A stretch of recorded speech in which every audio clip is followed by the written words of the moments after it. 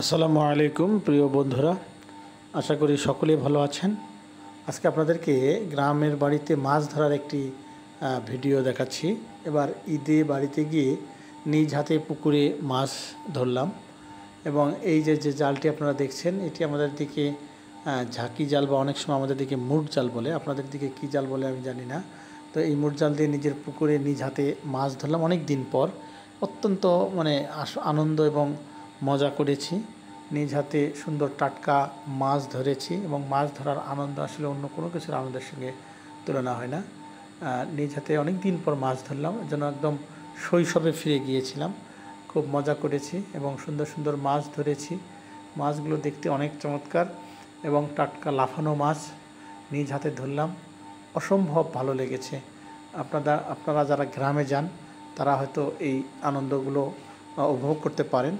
যাদের গ্রামে অনেক দিন যাওয়া হয় না, গ্রামে গেলে পুকুরে মাছ ধরে এই এই মানে সেই পুকুরে টাটকা মাছ খেলে যে কী পরিমাণ মজা লাগে এবং কী পরিমাণ টেস্ট লাগে, সেটা আসলে আপনারা যারা খেয়েছেন তারা বলতে পারবেন।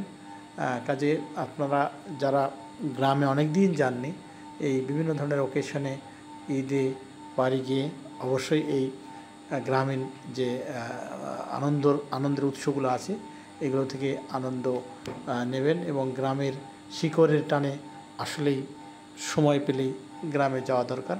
গ্রামে আসলে আমাদের জীবনের একটা উল্লেখযোগ্য আনন্দময় মুহূর্ত লুকিয়ে আছে।